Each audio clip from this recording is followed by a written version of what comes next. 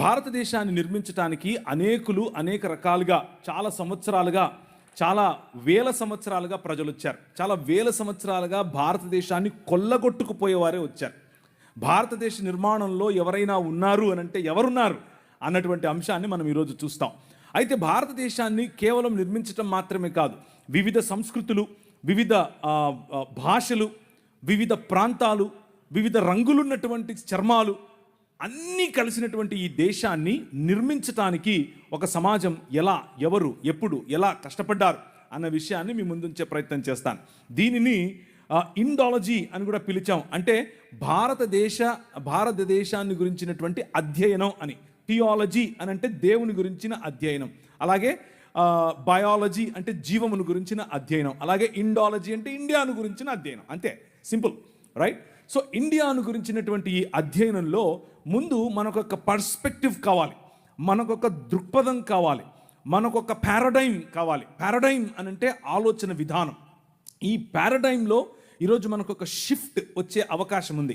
మీ ఆలోచన విధానంలో దేశం పట్ల, సమాజం పట్ల, అన్నిటినీ మించి బైబిల్ మనకిచ్చే అవగాహన పట్ల ఒక పారాడైమ్ షిఫ్ట్ వచ్చే అవకాశం ఉంది. కాబట్టి కొద్దిగా జాగ్రత్తగా వినేందుకు ప్రయత్నం చేయండి. ఇకపోతే ఈ సాయంకాల సమయంలో నేను పంచుకోవాలనుకున్నటువంటి మాటలు మీ ముందు ఉంచుకుంటున్నాను.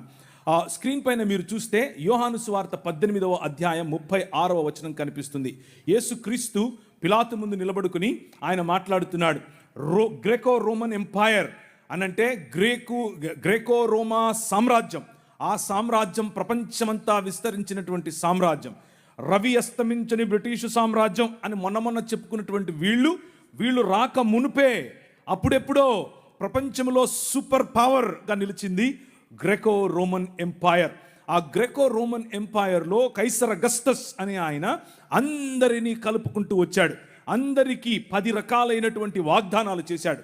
అందులో ప్రధానమైన 3 వాగ్దానాలు: మీకు రోమన్ సిటిజన్షిప్ ఉంటే పీస్ ఇస్తున్నాను, మీకు రోమన్ సిటిజన్షిప్ ఉంటే రక్షణను ఇస్తున్నాను, మీకు రోమన్ సిటిజన్షిప్ ఉంటే జస్టిస్ అనగా న్యాయం ఇస్తున్నాను. ఈ 3 మాటలు చెప్పి అనేకులను ఆకర్షించాడు. అనేక రాజ్యాలు రోమాలో కలిశాయి. ఆ రోజులో ఉన్నటువంటి మాట all roads lead to Rome. అన్ని మార్గాలు లాస్ట్కి ఎక్కడికి వెళ్తాయి? రోముకే వెళతాయి.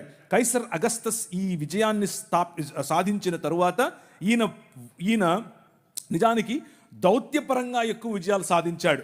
కొట్లాటల కంటే కూడా, లేకపోతే యుద్ధాల కంటే కూడా దౌత్యపరమైన యుద్ధాలు ఎక్కువగా, అంటే ఒత్తిడి తీసుకుని వచ్చి ఇలాంటి ఆఫర్స్ ఇచ్చి అనేకులను తనతో కలుపుకున్నాడు. ఆయన కుమారుడు, ఆయనకు కొడుకులు లేకపోతే ఒక కొడుకును దత్తత తీసుకున్నాడు. ఆయన పేరు కైసర్ తిబేరియస్. ఆ కైసర్ తిబేరియస్ని దత్తత తీసుకున్నప్పుడు ఇవాంజెలియోన్ వేయించాడు. ఇవాంజలిజం అని మనం మాట్లాడతామే, ఆ పదం అక్కడి నుంచే వచ్చింది. ఇవాంజెలియోన్ అంటే అర్థం ఏంటంటే డప్పు తీసుకుని మొత్తం ఊళ్ళన్నీ తిరిగి మనకు రాజు పుట్టాడు అని చెప్పటమే ఇవాంజెలియోన్ అంటే. మనకొక రాజు కలిగాడు అని చెప్పటం. మన రాజుకు కొడుకులు లేరు అని బాధపడ్డాం కదా, ఇదిగో మన రాజుకు కొడుకు పుట్టాడు అని చెప్పటం. అప్పటి నుంచి కైసర్ తిబేరియస్ తన కుమారుడు, తన తండ్రి అయినటువంటి కైసర్ అగస్తస్ చనిపోయిన తర్వాత తన విగ్రహాలు ఎక్కడ పడితే అక్కడ విగ్రహాలు పెట్టించి ఒక కొత్త కల్ట్ మొదలైంది. ఒక కొత్త కల్ట్, దాన్నే కైసర్ కల్ట్ అని పిలిచారు. The religion of Caesar, Kaiser మతం. ఈ కైసరు మతంలో Kaiser Augustus is god or deified Caesar. దేవుడిగా మారినటువంటి కైసరు కుమారుడైనటువంటి కైసర్ తిబేరియస్ దేవుని కుమారుడు. That was the gospel that they were preaching. ఆ రోజుల్లో వాళ్ళు ప్రచారం చేస్తున్నటువంటి ఈ సువార్త ఇది. మనకు దేవుడైనటువంటి మన రాజుకు కుమారుడు, దైవ కుమారుడు అని కైసర్ అగస్తస్ యొక్క కుమారుడైన కైసర్ తిబేరియస్ను చూపిస్తున్నారు. ఆ క్రమంలో కైసర్ తిబేరియస్ కాదు, ఐ యామ్ ద కింగ్ అని నిలబడ్డాడు నీ రాజు. ఐ యామ్ ద కింగ్ అని నిలబడినప్పుడు వచ్చిన రాజును పట్టుకుని వచ్చి బట్టలు ఉడదీసి కొట్టి ఆయన నెత్తి మీద ముళ్ళ కిరీటం పెట్టి ఇప్పుడు నిలబెడుతూ మాట్లాడుతూ ఉంటే పిలాతు మాట్లాడుతూ ఉన్నాడు. పిలాతు is the representative of this Graeco Roman empire. ఈ మహా సామ్రాజ్యానికి ప్రతినిధి పిలాతు నిలబడుకుని మాట్లాడుతున్నాడు. ఇప్పుడు ప్రభు అయిన యేసు క్రీస్తుతో అడిగాడు, ఏమయ్యా యూదుల రాజుకు క్రీస్తువు నీవేనా? ఎస్, నువ్వన్నట్లే ఐ యామ్ ద కింగ్ అని చెప్పాడు. అవునా? నీకు విషయం తెలుసా? అయితే నా దగ్గర నిన్ను విడిచిపెట్టడానికి అధికారం ఉంది తెలుసా అని అన్నాడు. ఈయన అన్నాడు, స్మైల్ కొట్టాడు, నీకు అర్థం కావట్లేదు, నేను వచ్చిందే ఈ రోజు కోసం, నేను వచ్చిందే మరణాన్ని చంపటం కోసం, నువ్వేంది నన్ను విడిచిపెట్టేది? నేను ఇస్తే తప్ప అధికారం నీకు లేదు, పైనుంచి ఇస్తే తప్ప అధికారం నీకు లేదు, నేను పైనుంచి దిగి వచ్చిన వాడను, సమస్త రాజ్యాలను ఒక్క రాజ్యంగా చేయటానికి, సమస్త రాజ్యాలపైన ఏలుబడి చేస్తున్న మరణాన్ని చంపటానికి వచ్చాను. ద కింగ్ ఈజ్ హియర్ అని చెప్పాడు. The king is here. అయితే my kingdom is not of this world.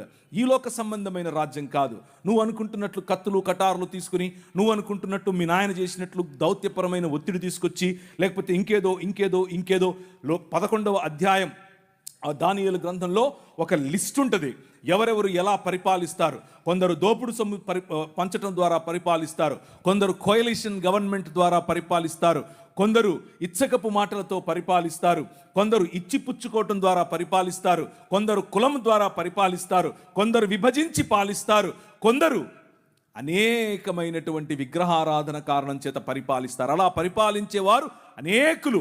భయపెట్టి పరిపాలించేవాడు ఒకడు, శూరత్వంతో పరిపాలించేవాడొకడు. ఇలాంటి పరిపాలనా పద్ధతులు లోకములో చాలా ఉన్నాయి. ఇది లోక మర్యాద. కానీ ఈ రాజ్యం, నీ రాజు స్థాపిస్తున్నటువంటి రాజ్యం, ఈ అన్ని పద్ధతులకు అతీతమైనటువంటి ఆలోచన. ఆ ఆలోచన ఒక్క మానవ సమాజం అనే ఆలోచన, ఆ ఆలోచన ఒక్క క్రీస్తు శరీరం అనే ఆలోచన. ఆ ఆలోచన తిరిగి వాదులాడేది కాదు, తిరిగి దెబ్బలాడేది కాదు, క్షమించేది. తండ్రి, వీరేం చేస్తున్నారో వీరికి తెలీదు, వీరిని క్షమించు అని తన గడ్డము పీకిన వాడిని, పిడిగుద్దులు గుద్దిన వాడికి, తరువాత ఆయనను దాన్ని ఏమంటారు, చాల్కొడితో కొట్టిన వాడిని, ఆయన మోసుకొని పోతున్నటువంటి సిలువ భారం ఇంకా పెంచాలని ఆలోచించే వారిని చూసి అన్నమాట. అది 23వ అధ్యాయం మత్తయి సువార్తలో అంటున్నాడు. పరిసయ్యులు మరియు అక్కడ ఉన్నటువంటి ఈ పాఖండులు, లేకపోతే హిపోక్రైట్స్, పైకొకటి లోపలొకటి ఉన్నటువంటి వారు అంటున్నాడు, woe to you scribes and Pharisees hypocrites, for you tithe mint dill and cumin and have neglected weightier matters. మీకు అవసరమైనటువంటి వాటిని మాత్రమే పట్టుకుంటున్నారు. దీంట్లో కొత్తిమీరలో 10వ వంతు ఇవ్వండి, మీ పుదీనాలో 10వ వంతు ఇవ్వండి. మీ మతం పట్టి సస్తున్నారు మీరు. కానీ చేయాల్సిందేమిటి? జస్టిస్, న్యాయం, మర్సీ, కనికరం, ఫెయిత్ ఆర్ దీన మనస్సు కలిగినటువంటి, నేను కాదు రాజు, నువ్వే రాజు అన్నటువంటి ఆలోచన. That is the kingdom of God. అది దేవుని రాజ్యం. ఇది మన నేషనలిజం. ఈ ఆలోచనను బట్టి మనం ప్రపంచములను ఆశీర్వదిస్తాం. న్యాయం ప్రతి ఒక్కరికి, కనికరం ప్రతి ఒక్కరికి, ఆయన రాజ్యం ప్రతి ఊళ్ళో, ఆయన రాజ్యం ప్రతి దేశంలో, ఆయన రాజ్యం ప్రతి తెగలో. రోమీయులకు రాసిన పత్రిక, దేవుని రాజ్యము, for the kingdom of God is not eating and drinking, but the kingdom of God is righteousness, peace and joy in the Holy Ghost. That is the kingdom of God. దేవుని రాజ్యము అనంటే తినడం తాగడం కాదు. దేవుని రాజ్యము అనంటే ఏంటి? నీతి, సమాధానము మరియు పరిశుద్ధాత్మనందలి ఆనందము. This is the basis. ఇది మనకు పునాది. ఈ పునాది పైన ఆయన తన రాజ్యాన్ని కడుతున్నాడు. ఈ పునాది పైన ఆయన తన ప్రజలను కడుతున్నాడు. అలా కట్టే క్రమంలో ఆయన మనకు నేర్పింది, దాన్ని ఏమంటారు, మనకు నేర్పినటువంటి పాఠం, ఆయన మనుష్యులను తన స్వరూపమందు తన పోలిక చొప్పున చేసి దేవాలయము అనగా భూమ్యాకాశములు అనేటటువంటి తన నివాస స్థలమును చేసుకుని 6 దినములు దానిని అలంకరించి, పగటికొక వెలుగు, రాత్రికొక వెలుగు, ప్రపంచములో అన్ని వనరులు అందరికీ అందులాగున దానిని శృంగారించి ఆ మందిరములో, ఆ భవనములో 7వ దినమున రాజై ఆకాశమును తన సింహాసనముగా, భూమిని తన పాదపీఠముగా చేసుకుని విరాజమానుడయ్యాడు. నీ రాజు. ఆ రాజు నిన్ను పిలిచి అన్నాడు, యు ఆర్ మై రిప్రజెంటేటివ్. నువ్వు నా ప్రతిబింబం, నువ్వు నా ప్రతినిధి, నువ్వు నా ప్రతిమ. గో, వెళ్ళు, రాజ్యం చెయ్యి అని అన్నాడు. ఏంటా రాజ్యం? ఫలించు, అభివృద్ధి చెందు, విస్తరించు, భూమిని నిండించు, దాని మీద ఏలుబడి చేయి అని అన్నాడు. ఎలా ఏలుబడి చేయాలి? తల్లిదండ్రుల వంటి స్థానం నీకు ఇస్తున్నాను, ప్రతి వాటికి పేర్లు పెట్టే అధికారం నీకు ఇస్తున్నాను అని అంటే, కీర్తనల గ్రంథం 8లో చెప్పినట్లుగా ఆయన తన మహిమను మకుటముగా చేసి మనకు ధరింపజేసి తన చేతి పనులైనటువంటి భూమి ఆకాశముల మీద మనకు అధికారమునిచ్చి ఏలండ్రా అనంటే ఈ లోక మర్యాదకు పడిపోయాం. ఈ లోక మర్యాద అనగా అంధకార సంబంధమైన దురాత్మ సమూహముల యొక్క అధికారము, అవి చెప్పిన మాటలు విన్న కారణం చేత మన కార్పొరియల్ రిప్రజెంటేటివ్, మన ఫెడరల్ రిప్రజెంటేటివ్ అయినటువంటి ఆదాము, మనుష్య సమాజమునకు గుర్తు అయినటువంటి ఆదాము ఆ చేసిన నిర్ణయం కారణం చేత అందరము అంధకార సంబంధమైన దురాత్మ సమూహముల యొక్క రాజ్య భాగస్థులము అయ్యాం. దాన్నే ఒరిజినల్ సిన్ అంటారు. దాన్నే మూల పాపము లేకపోతే స్వభావ సిద్ధమైన పాపము అని అంటారు. Choosing the world and rejecting God, దేవుణ్ణి రిజెక్ట్ చేయటం. మనుష్య సమాజము మూకుమ్మడిగా దేవుణ్ణి రిజెక్ట్ చేసిన కారణం చేత ఆయన ఊరుకుండలేదు. ఆయన నా సన్నిధిని మళ్ళీ మీకు ఇస్తాను, నేను మళ్ళీ మిమ్మల్ని నా కుటుంబంగా చేసుకుంటాను, నేను మళ్ళీ మిమ్మల్ని నా కుటుంబంలో భాగంగా చేసుకోవటానికి నేను ఒక ప్రణాళికను వేశాను అని అన్నాడు. భూమి ఆకాశముల మధ్య కలిగినటువంటి ఈ అగాధాన్ని ఆయన తీసివేయాలనుకున్నాడు. అందులో భాగంగా ఆయన 5 రకాలైనటువంటి కవెనెంట్స్, 5 రకాలైనటువంటి వాగ్దానాలు చేశాడు. 5 ఒకే వాగ్దానము 5 వేరు సార్లు వేరు సూపర్ పవర్స్ మధ్య చేశాడు. ఆయన ప్రతి దేశమును ఆశీర్వదించాలని, ప్రతి వంశమును ఆశీర్వదించాలని, ప్రతి గడ్డను ఆశీర్వదించాలని, ప్రతి బిడ్డను ఆశీర్వదించాలని పూనుకున్న కారణం చేత ఆయన నిమ్రోదు సమయంలో నోవహును ఎన్నుకున్నాడు.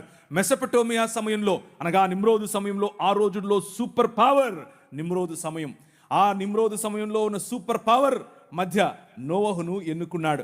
ఆ తర్వాత వచ్చినటువంటి సూపర్ పవర్ మెసపటోమియా సివిలైజేషన్. ఆ మెసపటోమియా నాగరికతలో అబ్రహామును ఎన్నుకున్నాడు. నీ ద్వారా ప్రపంచాన్ని ఆశీర్వదిస్తానని చెప్పాడు. ఆ తర్వాత వచ్చినటువంటి సూపర్ పవర్ ఈజిప్టులోకి ముందే తన బిడ్డలను పంపించి వారి ద్వారా అనేకులను, ప్రపంచములను ఆశీర్వదించాడు. Hour God is interested in civilisations. మన దేవుడు ఈ ప్రజల నాగరికతల పైన ఆయనకు ఇష్టం.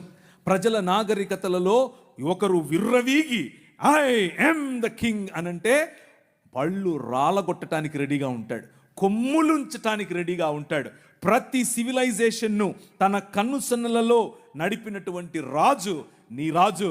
ప్రతి సివిలైజేషన్లో తన ఉనికిని చాటుకుంటూ వచ్చిన రాజు నీ రాజు.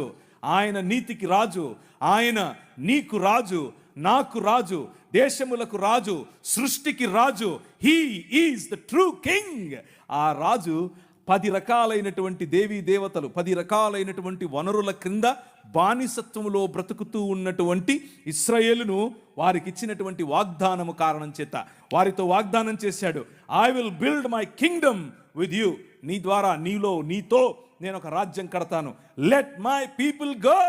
నా పిల్లలను పంపించు, నా జ్యేష్ఠ కుమారుని పంపించు అని అంటే ఫరో అన్నాడు, లేదు అట్లా పంపిస్తాను, నేను రాజు అని అన్నాడు. నువ్వు రాజా చూస్తూగానే, నువ్వు రాజా లెక్క పెట్టుకో అని అన్నాడు. 10 రకాలైన తెగుళ్ళు. వద్దురా బాబు వెళ్ళిపోండి మీరు అనేంత వరకు, వద్దు మళ్ళీ రావద్దు అనేంత వరకు వాళ్ళు వెళుతూ ఉంటే ముందు సముద్రం, వెనకల ఈయన సైన్యం. ఏం చేయాలి? గద్దరెక్కల మీద మోసుకొని పోయినట్లు వాళ్ళను మోసుకొని వచ్చాడు నీ రాజు. నీ తీసుకుని వచ్చిన రాజు ఆయన, నేను నీ భర్తని, నేను నీ ప్రియుణ్ణి, నేను నీ తండ్రిని, నేను నీ కాపరిని అని చెప్తూ ఉంటే, నేను నీ రాజును అని చెప్తూ ఉంటే, లేదులే నువ్వు కాదు, మాకు కనిపించే రాజు కావాలి అని చెప్పి మళ్ళీ ఆదాము చేసిన తప్పు కారణంగా వచ్చినటువంటి ఈ పాపభారాన్ని దానికి సొల్యూషన్గా ఎన్నుకున్నటువంటి ఈ ఇశ్రాయేలు వారితో చేసినటువంటి కవెనెంట్, వారితో చేసినటువంటి నిబంధనను మర్చిపోయి ఆయనను తృణీకరించారు. తృణీకరించిన కారణం చేత మీరు చస్తారు అని చెప్పాడు. అదే నెక్స్ట్ మూవ్, నెక్స్ట్ కెమెరా ఇప్పుడు బబులోను దగ్గరికి వచ్చింది. బబులోను మొదటి నెబుకద్నెజరు కుమారుడైన రెండవ నెబుకద్నెజరు, అకమేడియన్ సామ్రాజ్యం, బబులోను సామ్రాజ్యం చిరుతపులి వలె వచ్చింది. నోరు తెరిచి గాండ్రించేటటువంటి సింహము వలె వచ్చింది, చెర్రపట్టుకొని పోయింది. కానీ ఆయన ప్రణాళికలో ఏమాత్రం మార్పు లేదు. నీ ద్వారా, నీ పిల్లల ద్వారా ప్రపంచాన్ని ఆశీర్వదిస్తాను. బబులోనుకు తీసుకుని వెళ్ళిందే నేను. మీరు తప్పు చేశారు, మిమ్మల్ని దండిస్తాను, కానీ మీ ద్వారా బబులోను ద్వారా ప్రపంచాన్ని ఆశీర్వదిస్తాను. మీ ద్వారా పట్టుకొని పోయినటువంటి ఒక బానిస నిలబడి మాట్లాడుతున్నాడు. రాజైన నెబుకద్నెజరు, నీకొక కల పడింది. ఆ కళ అర్థము తెలీదు, ఆ కళ ఏంటో తెలియదు నీకు. చెప్తా విను. మర్మములను, నాకేదో జ్ఞానం ఉందని కాదు, ఆకాశమందు విరాజమానుడైనటువంటి నా దేవుడు, మర్మములను తెలియజేయగల నా దేవుడు చెప్తున్నాడు, నీ రాజ్యం పోతదే. ఏంది? సూపర్ పవర్ నేను ఇక్కడ. ఆ రోజుల్లో అమెరికా నేను ఇక్కడ. ఆ రోజుల్లో అమెరికాకు ఈరోజు మన బైడెన్ గారు పోయి ఎవరు వచ్చారు? ట్రంప్ గారు వచ్చారు. ట్రంప్ నేను ఇక్కడ అంటున్నాడు ఆయన. నువ్వు ట్రంప్ కాదు, వంపు కాదు, నీ బెండు తీస్తాడు ప్రభు అన్నాడు. ఆయన రాజ్యం పోయింది. కానీ ఆయన రాజ్యం పోవడానికి ముందు నువ్వు పశుప్రాయుడు అవుతావు అని చెప్పాడు. నీ గర్వాన్ని అణచటానికి దేవుడు ఐ యామ్ ద కింగ్ అంటున్నాడు. విను అని అన్నాడు. ఆయన రాజ్యం పోయింది. ఆయనే ఒప్పుకున్నాడు. దానియేలు రాజు తప్ప, దానియేలు దేవుడు తప్ప ఇంకే దేవుడు లేడు, ఏ రాజు లేడు. నేను కేవలము ఆయన్నే నమ్ముతాను. Your king is so powerful. నీ రాజు చాలా బలవంతుడు, చాలా శక్తివంతుడు. నీ వెనకున్న రాజు సామాన్యుడు కాదు. ఆ రాజు ఏ చేతి సహాయము లేకుండా తీయబడినటువంటి ఒక రాయి, ఇంతై మహాపర్వతమై ప్రతి రాజ్యాన్ని తుత్తునీయులుగా పొడిగా దంచి పారేస్తుంది అని చెప్పాడు. ఆ రాయి, ఏ చేతి సహాయము లేకుండా తీయబడిన రాయి. నెబుకద్నెజరు పోయాడు, పారసీకుడు పోయారు, మాదీయులు పోయారు, జెరక్సస్ పోయాడు, సైరస్ పోయాడు, అందరూ పోయారు. ఇప్పుడు పిలాతు నిలబడ్డాడు. Graeco Roman empire. కెమెరా వచ్చి ఎక్కడ నిలబడింది? Graeco Roman empire. అక్కడ నిలబడిన నీ రాజు మాట్లాడుతున్నాడు, మై కింగ్డమ్ ఈజ్ డిఫరెంట్. నా రాజ్యం వేరు. ప్రతి దేశాన్ని ఆశీర్వదించే రాజ్యం నా రాజ్యం. నా రాజ్యం ప్రతి రాజ్యాన్ని, ప్రతి దేశాన్ని, ప్రతి భాషను, ప్రతి మతానికి చెందినవాడిని, ప్రతి కులానికి చెందినవాడిని, ప్రతి స్త్రీని, ప్రతి పురుషుణ్ణి, ప్రతి బానిసను, ప్రతి యజమానిని, అందరి కోసం వచ్చిన రాజ్యం. అది ఏ చేతి సహాయము లేకుండా తీసిన రాజ్యం. ఆ రాజ్యం ఇంతింతై మహాపర్వతమై ఎక్కడికి వచ్చింది? కాకినాడ ప్రాంతానికి వచ్చింది. ఎక్కడికి వచ్చింది? రాజమండ్రి ప్రాంతానికి వచ్చింది. ఎక్కడికి వచ్చింది? ఈ ఊరికి వచ్చింది. ఈ ఊర్లో పడింది ఈ రాజ్యం. వెలుగుమయమైన రాజ్యం. ప్రపంచములకు వెలుగివ్వగల నల్లట్ట పుస్తకం ఇచ్చే రాజ్యం. ఈ నల్లట్ట పుస్తకం అని అంటా ఉంటారు. కానీ ఈ నల్లట్ట పుస్తకం ఏం చేసిందో తెలుసా? రాజ్యములను కంపింపచేసింది. ప్రజలలో మార్పును తీసుకొని వచ్చింది. ఆ ప్రజలలో తీసుకొని వచ్చినటువంటి మార్పును కొద్దిగా మీ ముందుంచే ప్రయత్నం చేస్తాను. దాన్ని ఏమంటారు, ఒక కంపారిటివ్ స్టడీగా మీ ముందుంచితే ఈ రాజ్యానికి ఇంకా మిగిలిన వాళ్ళు చెప్పే రాజ్యాలకు ఉన్నటువంటి తేడా మీకు తెలుస్తుంది. రాజ్యం ఆ రోజుల్లో స్వరాజ్యం నా జన్మ హక్కు అని ఒక ఆయన అన్నాడు. ఏం పేరు ఆయన పేరు? అట్లా చెప్పకూడదు, లోకమాన్య తిలక్ అని చెప్పాలి. ఏంటా స్వరాజ్యం అని అడిగారు. ఏంటా స్వరాజ్యం అనంటే బ్రాహ్మణుడై ఉండే స్వరాజ్యం కావాలి, క్షత్రియుడై ఉండే స్వరాజ్యం కావాలి, శూద్రుడులాగే పడుండే స్వరాజ్యం కావాలి. ఏమయ్యా మేము వస్తామయ్యా, మేము పాలకవర్గంలో ఉంటాము అని అంటే, ఒరే మల్లిగా ఇరిగా ఏం పనిరా నీకు? కుండలు చేసుకునేటానికి నువ్వు పార్లమెంట్లో పోతే ఏం చేస్తావు? రే నీకే చెప్పులు కుట్టేటానికి నీకేంద్రా అన్నడినా. నేను సొంతంగా చెప్తున్నాను అనుకుండేరు. ఆయనకు ఒక పత్రిక ఉండేది. ఆ పత్రికలో రాశాడు, స్త్రీల పట్ల ఈ స్వరాజ్యానికి ఉన్నటువంటి ఆలోచన ఏంటో తెలుసా? ఈ ముందంట పండిత రామాబాయి, ఇంతమంది ఉన్నారు దేవుళ్ళు, ఒక్కడు నచ్చలే, ఆ పోయి తెల్లంతో లేచిపోయింది అని రాశాడు. నేను ఊరికే చెప్పట్లేదు, పేపర్లో రాశాడు. వారు కోరుకున్నటువంటి రాజ్యం ఏమిటి అని అంటే, వారు ఎదురు చూస్తున్నటువంటి రాజ్యం ఏమిటి అని అంటే, దానికి రామరాజ్యం అని కొందరు పేరు, దానికి ఇంకో రాజ్యం అని ఇంకో వాళ్ళ పేరు. మొత్తానికి అంతా కలిపి చూస్తే ఆ స్వరాజ్యం ఏమిటి అని అంటే, ధర్మం 4 పాదాల మీద నిలబడాలి. నీ బతుకు నువ్వు అలాగే బతకాలి. నీ బతుకు నువ్వు అలాగే బతకాలి. మూతికి ముంత, ముడ్డికి చీపురు, ఇదే నీ బతుకు. ఇదే చెప్పారు, నువ్వు అలాగే బతకాలన్నారు. పూణేలో అలా అలా ప్రాక్టీస్ చేశారు. భయంకరమైనటువంటి జీవితం. ఇది వారు ఎన్నుకున్నటువంటి మార్గం, ఇది వారు చెప్తున్నటువంటి రాజ్యం. ఆ రాజ్యంలో సావర్కర్ గారు ఆ రాజ్యం కోసం పోరాడుతూ ఎన్ని పిటిషన్లు పెట్టాడు. అయ్యో బాబోయ్, నన్ను రక్షించండి, నేను ఉండను, ఇక్కడ ఈ జైల్లో ఉండను. బ్రిటిష్ వారు, మీరు నిజంగా మా కోసం వచ్చినటువంటి కాళీమాత లాంటి వారు, మీరు ఈ ముస్లింల నుంచి మమ్మల్ని రక్షించడానికి వచ్చినటువంటి దేవుడు. వాళ్ళని పొగిడాడు. పొగిడి పిటిషన్లు పెట్టిదిగా మీ స్క్రీన్ మీద కనిపిస్తోంది. పిటిషన్లు పెట్టి మరి నన్ను బయటకు తీసుకురమ్మని అడిగితే ఆయన్ని బయటకు తీసుకొచ్చారు. 1913లో ఒకటి, నవంబర్ 14 1913లో ఒకటి, ఫిబ్రవరి 2 1948లో ఒకటి, 1950లో ఒకటి చెప్తూ పెడతనే ఉన్నాడు. ఆయన ఒకవైపు క్రైస్తవ వీరులు, ఒకవైపు క్రీస్తు కోసం వచ్చినటువంటి వారు ఈ దేశ నిర్మాణం కోసం పోరాడుతూ ఉంటే ఈయన బ్రిటిష్ వారికి తొత్తుగా పనిచేశాడు.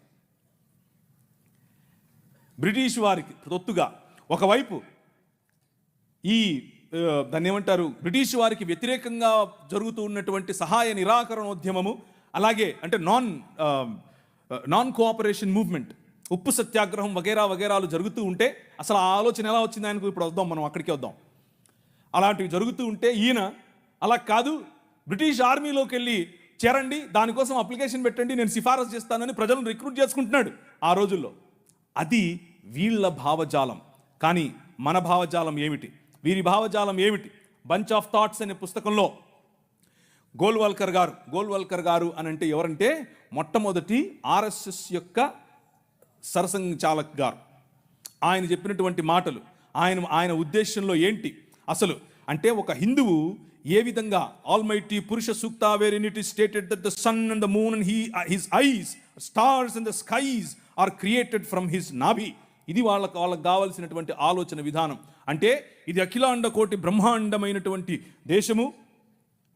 నాభి నుంచి ఒకరొచ్చారు, కాళ్ళ నుంచి ఒకరొచ్చారు, చేతుల నుంచి ఒకరొచ్చారు. ఇది చెప్పడమే వాళ్ళకు కావలసినటువంటి రాజ్యం. ఆ రాజ్యాన్ని వారు అలాగే కట్టారు. Cost is the highest evolved state ever in the world అని చెప్పాడు. అంటే కులాన్ని నిర్మించటం, కులంలో బ్రతకటం, కుల ప్రాతిపదికన ఉండటం మాత్రమే స్వరాజ్యం అని చెప్పాడు. అలా బ్రతికితేనే మనం భారతీయులం అని చెప్పాడు. కానీ దాదాపు 20% పైన, దాదాపు 50+20 70% పైన ఉన్నటువంటి ప్రజలు బడుగు బలహీన వర్గాలుగానే మిగిలిపోవాలి. బడుగు బలహీన వర్గాలుగానే చదువుకు దూరంగా ఉండాలి. బడుగు బలహీన వర్గాలుగానే అధికారానికి దూరంగా ఉండాలి. బడుగు బలహీన వర్గాలుగానే విద్యకు, వైద్యానికి, గౌరవానికి దూరంగా ఉండాలి. ఇది వారు కలలు కన్నటువంటి రాజ్యం. వారు కలలు కన్నటువంటి రాజ్యం అదైతే మనం కలలు కన్నటువంటి రాజ్యం ఏమిటి? సమానత్వం. మనం కలలు కన్నటువంటి రాజ్యం ఏమిటి? అందరికీ చదువు. మనం కలలు కన్నటువంటి రాజ్యం ఏమిటి? ఇప్పుడు చెప్తాను కాసేపు ఉంటే. కానీ వీరితో పాటుగా ఇస్లామీ సహోదరులు కూడా ఒక మూవ్మెంట్ తీసుకుని వారు కలలు కన్నటువంటి రాజ్యం ఏమిటి, వాళ్ళు కలలు కన్నటువంటి నేషనలిస్టిక్ ఐడియాలజీ ఏమిటి అని అంటే, ఒక ఆయన మొహమ్మద్ ఇక్బాల్ గారు, ఇంకొక ఆయన మొహమ్మద్ అలీ జిన్నా గారు, వీళ్ళిద్దరూ కలిసి వీళ్ళిద్దరి యొక్క భావజాలం ఏమిటి అని అంటే, కేవలము షరియా ప్రకారం బ్రతికేటటువంటి రాజ్యం కావాలి. షరియాలో ఏముంటుంది? షరియా అని అంటే అదేదో తినేది అనుకుండేది. షరియా అంటే చాక్లెటో లేకపోతే పాయసమో కాదు. షరియా అంటే అర్థం ఏంటంటే వారి ధర్మశాస్త్రం. షరియా లా ప్రకారం బ్రతికేందుకు ఒక రాజ్య నిర్మాణం చేయాలి అని వారు కలలు కన్నారు. ఇంతకు ఏంటి షరియాలో? అవును ఉందాంలే, షరియా లాలో ప్రాబ్లం ఏంటి అని అనుకుంటున్నారా? నో. షరియా లాలో ఏముంటుంది అని అంటే, నువ్వు వేరే మతాన్ని ప్రాక్టీస్ చేస్తే నువ్వు బ్రతికుండటానికి పన్ను కట్టాలి. దాన్నే జిజియా పన్ను అని అంటారు. నువ్వు బతికుండటానికి పన్ను కట్టాలి. మొదట అస్సలాము అలైకుం అని ఆయన అనడు, నువ్వే అనాలి. అనకపోతే జైలు. నువ్వు రోడ్డు మీద నడుచుకుంటూ వస్తూ ఉంటే అవతల నుంచి మౌలవీ సాబ్ వస్తుంటే నువ్వు కిందికి దిగాలి. ఎక్కడో విన్నట్టుందా? ఇది సనాతనంలో ఉండేదే. ఇది కూడా కొత్తదేం కాదు. వాళ్ళు ఇక్కడ నుంచి కాపీ కొట్టిందే. ప్రతి ఒక్కటి అక్కడి నుంచి తీసుకొచ్చి వీళ్ళు ఒక లా అని పెట్టి దానికి షరియా అని పేరు పెట్టారు. ఇప్పుడు ఒక 5-6 నిమిషాల తర్వాత చెప్తాను ఇంకా ఏమేమి ఉంటాయో అక్కడ. సో ఇస్లాం ప్రకారంగా వారు స్థాపించాలనుకుంటున్నటువంటి రాజ్యాలు, మీరు అనేకులు మిడిల్ ఈస్ట్కి వెళ్ళి పనిచేసే వాళ్ళు బహుశా మీలో ఉన్నారు. బహుశా మీకు తెలిసిన వారు అనేకులు, ఈ ప్రాంతం నుంచి అనేకులు మిడిల్ ఈస్ట్కి వెళ్ళి పని చేస్తున్నారు. వాళ్ళని అడిగి చూడండి ఇస్లామీ రాజ్యాలు ఎలా ఉంటాయో. వాళ్ళు కలలుగన్నటువంటి రాజ్యం అది. మా రాజ్యంలో ఇలా ఉంటుంది, మా రాజ్యంలో కొందరికే ప్రివిలేజెస్, పురుషులకే ప్రివిలేజెస్, గడ్డమున్నోళ్ళకే ప్రివిలేజెస్. అలాంటి రాజ్యం యొక్క కలలు వాళ్ళు కన్నారు. కానీ ఈ దేశ నిర్మాణం చేసినటువంటి క్రైస్తవ సమాజం, ఈ దేశ నిర్మాణం చేసినటువంటి క్రైస్తవ సమాజం కలలుగన్నటువంటి రాజ్యం స్క్రీన్ మీద మీకు కనిపిస్తూ ఉంది. 1807లో abolishment of the slavery act నీ రాజు తీసుకొచ్చాడు. జోగిని అనే వ్యవస్థను కూల్చడానికి నీ రాజు తీసుకొచ్చాడు. 1930లో ముత్తులక్ష్మిరెడ్డిని నిలబెట్టి మెడ్రాస్ లెజిస్లేటివ్ కౌన్సిల్లో ఈ దేవదాసి వ్యవస్థను నాశనం చేయటానికి, దాన్ని తీసి పారేయండి అని పిల్లు పెట్టింది. నీ రాజు పంపగా వచ్చిన వ్యక్తులు ఆంధ్ర జోగిని యాక్ట్ మనం తీసుకొచ్చాం. ఇంగ్లీష్ ఎడ్యుకేషన్ ఫర్ ఎవ్రీబడి, ప్రతి ఒక్కరికి 1835 మనం తీసుకొచ్చాం. 1795 రైట్ టు ప్రాపర్టీ, అంతకుముందు ఎవరు భూములు కొనటానికి లేదు. బడుగు బలహీన వర్గాలు భూములను స్వాధీనం చేసుకునేవాళ్ళు.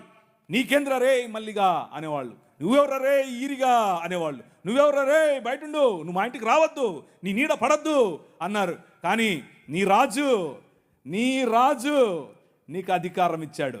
భూమి కొనుక్కునే అధికారం, భూమిలో పండించుకునే అధికారం, పండించిన దాన్ని తినే అధికారం నీది. అంతకు ముందేమయ్యేది, భూమి తీసుకుని కష్టపడి మంచిగా పనిచేసి ఇంత పండు పండిన తర్వాత వస్తాడు అయ్యగారు, ఏట్రా ఇది ఏంటి బాబండింది, అమ్మగారి కాలంటే ఇచ్చిరాపో అంటే నోరు మూసుకొని ఇవ్వాలి అంతే, అదే చట్టం. కానీ ఈరోజు అది కాదు. నువ్వు పండించింది నువ్వు తింటావు, నువ్వు పండించింది నీ పిల్లలు తింటారు, నువ్వు పండించింది ధైర్యంగా నీకోసం పెట్టుకుంటావు, పొదుపు చేసుకుంటావు. కారణం ఏమిటి? నీ రాజు, రాజులకు రాజు, ప్రభువులకు ప్రభువు, కైసర్ అగస్తస్ మరియు కైసర్ తిబేరియస్ల ప్రతినిధి అయిన పిలాతు ముందు నిలబడుకొని నా రాజ్యము నీ రాజ్యము లాంటిది కాదని చెప్పాడే ఆ రాజు. Right to property, right to education, abolishing killing children, చిన్న పిల్లలను కొనుక్కొని వెళ్ళేవాళ్ళు. ఆయన ఒకసారి రాశారు, ఈ దాన్ని ఏమంటారు, కాటన్ గారు ఆయనకు కాటన్ గారి గురించి రాసినటువంటి పత్రిక ఒక పుస్తకంలో ఇలా రాసిందట. ఏంటంటే వాళ్ళ ఇంట్లో పనిచేసేటట్టు ఒక ఆయమను వచ్చి ఒక ₹1 ఇవ్వమ్మా అని అడిగింది. ఆ రోజుల్లో ₹1 ఎందుకమ్మా అంటే, నేను వెళ్ళి రాజమండ్రిలో ఒక ఆడపిల్లను కొనుక్కొచ్చుకుంటాను అంటుంది. ఏంటి కొనుక్కొచ్చుకుంటావా? ఎందుకు? అది మన పరిస్థితి ఆ రోజుల్లో. పిల్లలు నమ్ముకునేటటువంటి బతుకులు, తినటానికి లేని బతుకులు, పిల్లలు నమ్ముకునేటటువంటి బతుకుల నుండి నీ రాజు, నువ్వు అమ్మటానికి వీలు లేదు, నువ్వు చంపటానికి వీలు లేదు. నిర్మాణం కట్టాలంటే పిల్లల్ని చంపరాదు, ఏదైనా రోడ్డు వేయాలంటే పిల్లల్ని చంపుతారు, రక్తం పడాలంటారు. ఇలా మన పిల్లలను చంపుతూ ఉంటే ఆపింది నీ రాజు. Right to education 1913. నువ్వు పెళ్లి చేసుకుంటే నీ భార్య 7 రాత్రులు బ్రాహ్మణుడితో పడుకోవాలి. ఇది ఈ దేశ చట్టం. నువ్వు నల్లగా ఉన్నావట, నీకు దాన్ని ఏమంటారు బట్టతలు ఉందంట, రింగులు ఎంటుకలు ఉన్నాయంట, కాబట్టి నువ్వు దాసుడివి, దస్యుడివి, నువ్వు రాక్షసుడివి, నువ్వు మ్లేచ్చుడివి. కాబట్టి నీ జీవితాన్ని మార్చాలంటే, కాబట్టి నీ వంశాలు మంచిగా మారాలంటే బ్రాహ్మణుడితో నీ భార్య పడుకోవాలి. కలిగే పిల్లలు ఎలా ఉంటారు? అప్పుడు ఆర్యీకరణ జరుగుతుంది. కృణ్వంతో విశ్వమార్యం అన్నారు. అంటే అర్థం ఏంటి? ఈ ప్రపంచం మొత్తాన్ని కూడా ఆర్యీకరణ చేయాలి అన్నది వారి రాజ్య కళ. The kingdom of Rama, but the kingdom of God, దేవుని రాజ్యం ఏమందో తెలుసా? ఎవరితో పడుకోవక్కర్లేదు. My blood is enough, I will cleanse you from all sin. ప్రతి పాపము నుండి యేసు రక్తము నిన్ను కడిగి పరిశుద్ధనిగా చేస్తుంది. ఎవరి దగ్గర పడుకోవక్కర్లేదు. మనం ఈ దేశానికి ఒక చట్టం ఇచ్చాం. ఏం చట్టం ఇచ్చాం? 1819లో. ఇదంతా నేను సుత్తి కొడుతున్నా అనుకున్నారా? చట్టం ఇది. ఒక్కసారి చరిత్ర తిరిగేయండి. ఇదంతా నీ రాజు చేశాడు ఈ దేశానికి. నీ రాజు తీసుకొచ్చాడు. నల్లట్ట పుస్తకం మోసుకొచ్చిన వాళ్ళు కష్టపడి పిల్లులు వేసి రిట్ పిటిషన్లు వేసి నిలబడి కొట్లాడి నీకు ఇచ్చిన హక్కిది. That is the kingdom of God. No discrimination, right to sit, abolishing child marriages. ఇలా చెప్పుకుంటూ పోతే ఎన్ని చట్టాలు చేసాం మనం. రైలు మనది, పోస్ట్ ఆఫీస్ మనది, ఐఏఎస్ తెచ్చింది మనం, ఐపీఎస్ తెచ్చింది మనం, తెలుగు భాషను మ్లేచ్ఛ భాష అన్నారు. అరే ఏం భాష మాట్లాడుతున్నాడు మ్లేచ్ఛుడా అంటే, తెలుగు భాషలో డిక్షనరీ, మొట్టమొదటి డిక్షనరీ మంది మీ నాయన రాజు, ద కింగ్, మనం ఇచ్చాం. CP brown, he was a machinery. ఆయన కలెక్టర్ మాత్రమే కాదు, మిషనరీ. తెలుగు భాష గద్య భాగంలో మొట్టమొదటి పేపర్ మనది. తెలుగు భాష గద్య భాగంలో మొట్టమొదటి పుస్తకం మనది.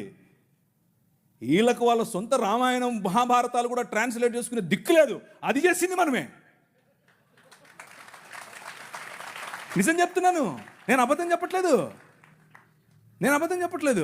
మొట్టమొదటి ట్రాన్స్లేషన్ చేసింది కూడా మనమే. వాళ్ళు అది కూడా చేయరు, ఎందుకంటే విద్య పంచకూడదు. వాళ్ళ రాజ్యంలో విద్య పంచకూడదు. మన రాజ్యం అందరికీ విద్య, ప్రతి ఒక్కరూ చదవాలి. ఎందుకు? ఇదిగో ఈ నల్లట్ట పుస్తకం కూడా చదవాలి. అర్థమవుతుందా? నల్లట్ట పుస్తకం చదివితే దిమాగ్ ఖరాబ్ అవుతుంది, దిమాగ్ ఫిరాయిస్తుంది, మనిషి వెంటనే మనిషి అవుతాడు. ఈ రాజ్యం మనుషుల కోసం రాజ్యం. ఆ రాజ్యం తలకాయలో నుంచి వచ్చిన వాళ్ళకి మాత్రమే రాజ్యం, భుజాల్లో నుంచి వచ్చిన వాళ్ళకే రాజ్యం. ఈ రాజ్యం అందరి రాజ్యం, అందరికీ సుభిక్షత, అందరికీ పట్టభద్రత్వం. అలెగ్జాండర్ డఫ్ అనే ఒక ఆయన ఎంతమంది ఉన్నారు ఈ పేరు? ఒకరు, ఇద్దరు, ముగ్గురు, ఒకే ఒక 10-15 ఉన్నాయి. మిగిలిన వాళ్ళు ఒక చెంచా నీళ్లు తీసుకొని దూకండి. అలెగ్జాండర్ అంటే పొరపాటున మీరు ఆ గ్రీకు ఒక ఆయన వచ్చాడు గుర్రం వేసుకుని, ఆయన అనుకుంటారు, కాదు, ఈయన వేరే. అలెగ్జాండర్ డఫ్. ఈయన రవి అస్తమించని బ్రిటిష్ సామ్రాజ్యం పైన ఇన్ఫ్లుయెన్స్ తీసుకొచ్చాడు. ఏం ఇన్ఫ్లుయెన్స్ తెలుసా? నా పిల్లలు చదవాలి, మా భారతీయ పిల్లలు చదువుకోవాలి. వీళ్ళు అన్నారు, ఎందుకు, మాకు అవసరం లేదు, మీ పాశ్చాత్య విద్యతో మేమేం చేస్తాం, మేము మంత్రాలు చదువుతాం. ఆయన అన్నాడు, మంత్రాలకు చింతకాయలు నైరాల్తా హై. అలెగ్జాండర్ డఫ్, నో, చదవాలి, మన పిల్లలు చదవాలి, ఆంగ్ల భాషలో చదవాలి, ప్రతి భాషలో చదవాలి, తెలుగులో చదవాలి, తమిళంలో చదవాలి, బెంగాలీ కావాలి, పుస్తకాల తర్వాత పుస్తకాలు, పుస్తకాల తర్వాత. ఈ అలెగ్జాండర్ డఫ్ యొక్క ఇన్ఫ్లుయెన్స్ కారణం చేత ఈశ్వరచంద్ర విద్యాసాగర్, అలాగే రాజా రామ్మోహన్ రాయ్ ఇలాంటి వాళ్ళు నిలబడి, ఎస్, మా పిల్లలు చదవాలి, మా పిల్లలు కూడా చదవాలి, మంత్రాలకు మేమేం చేసుకోవాలి, అవసరం లేదు, ఎల్లమ్మకు పుల్లమ్మకు పోయి మీరు చదువుకోండి అని యూనివర్సిటీస్ ఒకే సంవత్సరంలో, అటువైపు మెడ్రాస్ యూనివర్సిటీ, ఇటువైపు బాంబే యూనివర్సిటీ, ఇటువైపు శ్రీరాంపూర్ యూనివర్సిటీగా ఈరోజు ఏదైతే ఉందో బైబిల్ కాలేజ్ అనుకుంటున్నారో, అది ఆ రోజు కల్కటా యూనివర్సిటీ. 3 యూనివర్సిటీలు స్థాపించటానికి వెనకుండి పనిచేసింది ఈ అలెగ్జాండర్ డఫ్. ఈయన ప్రభావం, ఈయన ఇన్ఫ్లుయెన్స్ కారణం చేత మెకాలే అనే ఒక వ్యక్తిని ఈ దేశానికి పంపించారు. పోయి చూసి రాపో బాబు, అసలు చదువు అవసరమా లేదా. ఆయన ఇచ్చినటువంటి నివేదిక, ఎస్, అందరూ చదవాలి. ఇంతమంది కూర్చొని ఉన్నారు, బైబిల్ సంకలో పెట్టుకుని ఓ వెళ్ళిపోతున్నారు, బాగుంది. కానీ ఏడి ఒక్క అలెగ్జాండర్ డఫ్? మీ ఊరి ఎమ్మెల్యేని ఇన్ఫ్లుయెన్స్ చేసే దమ్ముందా నీ దగ్గర? మీ ఊరి ఎంపీ దగ్గర నిలబడుకొని మాకు ఇది కావాలి అని అడిగే దమ్ముందా నీ దగ్గర? అలెగ్జాండర్ డఫ్ నీకోసం కొన్ని 100 సంవత్సరాల క్రితం నీ పిల్లల కోసం ఆలోచించాడు. ఎలా కట్టాం మీ దేశాన్ని తెలుసా? దూరదృష్టి, దూరంచే యుద్ధవాసనను పసిగట్టడం. యోబు గ్రంథంలో రాసినట్టు, గుర్రమును చూచితివా, అది వాడి రౌతును తిరస్కరిస్తుంది, తలతలలాడు ఈటెలను మెలమెలలాడు ఆ బల్లెములను చూసినప్పుడు రా రా అని ఉద్దండ కోపముతో మిడతల వలె గంతులేసి ముందుకెళ్తుంది. యుద్ధం అంటే దానికి అంత ఇష్టం. ఏది, ఎక్కడున్నారు అలెగ్జాండర్ డఫ్లు? రైజ్ అప్, ఇంతవరకు పాట పాడారు. లే నిలబడు, లే నిలబడు. ఎప్పుడు నిలబడతావు ఇంక నువ్వు?